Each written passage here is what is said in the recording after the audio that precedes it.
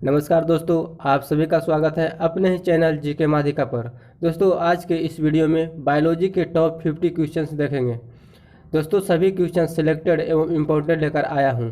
अगर आप group D, NTPC, MTS, CHSL या अदर किसी भी कम्पिटिटिव एग्ज़ाम की तैयारी करते हो तो ये वीडियो आपके आगे आने वाले किसी भी एग्ज़ाम के लिए काफ़ी महत्वपूर्ण रहेगा। तो चलिए दोस्तों, शुरू करते हैं पहले सवाल से। दोस्तों, पहला सवाल है, कवक की कोशिका भित्तियाँ किससे बनी होती है? तो इसका आंसर है काइटिन। कवक की कोशिका भित्तियाँ काइटिन की बनी होती है। मानव के पाचन नली लगभग कितने फीट लंबी होती है? तो 32 फीट लंबी होती है। मानव के पाचन नली लगभग 32 फीट लंबी होती है। मनुष्य के जीवन काल में कितने दांत 2 बार विकसित होते हैं? तो मनुष्य के जीवन काल में 20 दांत जो है 2 बार विकसित होते हैं। इंसुलिन कहाँ से स्रावित होता है? इंसुलिन अग्नाशय से स्रावित होता है। हमारे अस्थियां तथा दांत सामान्यतः बने होते हैं ट्राई कैल्शियम फॉस्फेट। हमारे अस्थियां तथा दांत सामान्यतः ट्राई कैल्शियम फॉस्फेट के बने होते हैं। कौन सा पुष्प विश्व का सबसे बड़ा पुष्प है? रिफ्लेशिया।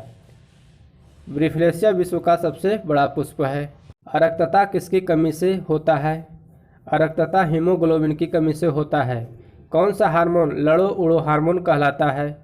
एड्रेनलिन। एड्रेनलिन हार्मोन लड़ो उड़ो हार्मोन कहलाता है।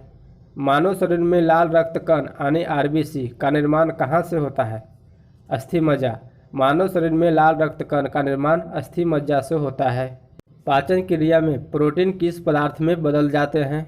एमिनो अम्ल। पाचन क्रिया में प्रोटीन एमिनो अम्ल पदार्थ में बदल जाते हैं। बच्चों का लिंग किसके गुणसूत्र से निर्धारण होता है? पिता के गुणसूत्र से निर्धारण होता है। तो दोस्तों, बच्चों का लिंग पिता के गुणसूत्र से निर्धारण होता है। पिनियल ग्रंथि कहाँ स्थित होती है? पिनियल ग्रंथि मस्तिष्क में स्थित होती है। रक्त जमाने में किस तत्व की मुख्य भूमिका होती है? कैल्शियम। रक्त जमाने में कैल्शियम तत्व की मुख्य भूमिका होती है। डीएनए का डबल हेलिक्स मॉडल किसने दिया? वाटसन व क्रिक। डीएनए का डबल हेलिक्स मॉडल वाटसन व क्रिक ने दिया। मानव शरीर के भीतर रक्त किसकी उपस्थिति के कारण नहीं जमता है? हिपैरिन। मानव शरीर के भीतर रक्त हिपैरिन की उपस्थिति के कारण नहीं जमता है। पीयूष ग्रंथि कहाँ अवस्थित होते हैं? पीयूष ग्रंथि मस्तिष्क के नीचे अवस्थित होते हैं। कौन सी ग्रंथि अंतःस्रावित तथा बाह्यस्रावी दोनों की तरह कार्य करता है? अग्नाशय ग्रंथि। अग्नाशय ग्रंथि अंतःस्रावी तथा बाह्यस्रावी दोनों की तरह कार्य करता है। जीवाणु की खोज किसने की है? जीवाणु की खोज लीवेनहॉक ने की है। मानव हृदय की कक्षों की संख्या कितनी है? मानव हृदय की कक्षों की संख्या 4 है। एलिसा जांच किस रोग की पहचान करती है? एड्स रोग की पहचान करती है। एलिसा जांच एड्स रोग की पहचान करती है। गुर्दे की क्रियात्मक इकाई कौन सी है? नेफ्रॉन। गुर्दे की क्रियात्मक इकाई नेफ्रॉन है। मूत्र का पीला रंग किस कारण से होता है? मूत्र का पीला रंग यूरोक्रोम के कारण से होता है। क्लोरोफिल में क्या पाया जाता है? मैग्नीशियम। क्लोरोफिल में मैग्नीशियम पाया जाता है। टमाटर का रंग किसके कारण लाल होता है? लाइकोपिन। लाइकोपिन के कारण टमाटर लाल होता है। पित्त कहाँ से स्रावित होता है? यकृत से। पित्त यकृत से स्रावित होता है। कोशिका का बिजली घर किसको कहा जाता है? माइटोकॉन्ड्रिया। कोशिका का बिजली घर माइटोकॉन्ड्रिया को कहा जाता है। मानव शरीर के किस अंग को हमारे शरीर का रासायनिक कारखाना कहा जाता है? यकृत यानी लीवर।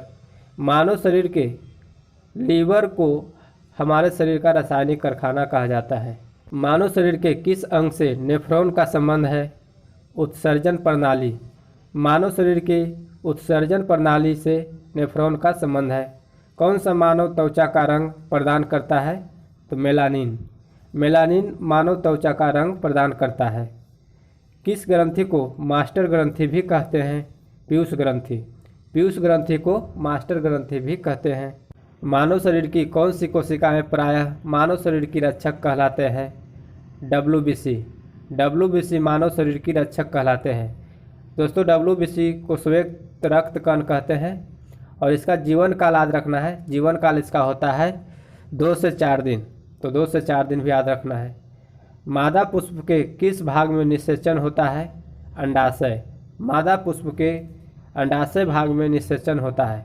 कौन सा ऊतक भोजन को पौधे के विभिन्न अंग तक पहुंचाता है? तो फ्लोएम। विषाणु में क्या पाया जाता है? विषाणु में न्यूक्लिक एसिड एवं प्रोटीन पाया जाता है। नवजात बच्चे को बीसीजी का टीका कब दिया जाता है? 48 घंटे के भीतर दिया जाता है। नवजात बच्चे को बीसीजी का टीका 48 घंटे के भीतर दिया जाता है। ग्लूकोमा रोग का संबंध मानव शरीर के किस अंग से है? आँख से। ग्लूकोमा रोग का संबंध मानव शरीर के आँख से संबंध है। मानव वृक्क विकार किसके प्रदूषण के कारण होता है? कैडमियम। मानव वृक्क विकार कैडमियम प्रदूषण के कारण होता है। थायराइड ग्रंथि का खराब होने का मुख्य कारण क्या है? आयोडीन की कमी। थायराइड ग्रंथि का खराब होने का मुख्य कारण आयोडीन की कमी है। और दोस्तों एक पॉइंट और ध्यान रखना है कि आयोडीन की कमी से घेंघा रोग भी होता है, तो इस पॉइंट को भी ध्यान रखना है। किसमें प्रति ग्राम प्रोटीन की मात्रा सबसे अधिक होती है? Soybean.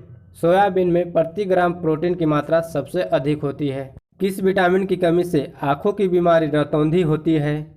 Vitamin A. Vitamin A की कमी से आँखों में रतौंधी रोग होती है। केचुआ तथा जोंक किस संघ का उदाहरण है? एनिलिडा संघ का। केचुआ तथा जोंक एनिलिडा संघ का उदाहरण है। कौन सा रेशा सबसे मजबूत प्राकृतिक रेशे के रूप में जाना जाता है? रेशम। रेशम जो है सबसे मजबूत प्राकृतिक रेशे के रूप में जाना जाता है। किसी जीवित शरीर के अंदर कोशिका या ऊतक की मृत्यु को क्या कहते हैं? नेक्रोसिस। किसी जीवित शरीर के अंदर कोशिका या ऊतक की मृत्यु को नेक्रोसिस कहते हैं। जम्भाई क्यों आती है? फेफड़े में कार्बन डाइऑक्साइड बढ़ने के कारण जम्भाई आती है। कौन सा विटामिन रक्त स्कंदन में मदद करता है? विटामिन के। विटामिन के रक्त स्कंदन में मदद करता है। मनुष्य के आँखों के रंग कौन निर्धारित करता है? तो दोस्तों इसका आंसर है आइरिस। आइरिस को हिंदी में कहते हैं परितारिका। मनुष्य के आँखों के रंग आइरिस निर्धारित करता है। किस कोशिका को कोशिका की आत्मघाती थैली कहते हैं? तो इसका आंसर है लाइसोसोम एवं लयनकाय दोनों को कहते हैं। कोशिका में कौन सी पाचन थैली कहलाती है? कोशिका में लाइसोसोम पाचन थैली कहलाती है। विटामिन ई का रासायनिक नाम क्या है? विटामिन ई का रासायनिक नाम टेकोफेरोल है। मनुष्य के शरीर में केशरुकाओं की कुल संख्या कितनी होती है? मनुष्य के शरीर में केशरुकाओं की कुल संख्या 33 होती है। तो दोस्तों आज के वीडियो यहीं तक रहने देते हैं। अगले वीडियो में नए टॉपिक के साथ फिर मिलेंगे। अगर चैनल को सब्सक्राइब नहीं किए तो सब्सक्राइब करके बेल आइकन दबा लीजिए। जय हिंद, जय भारत।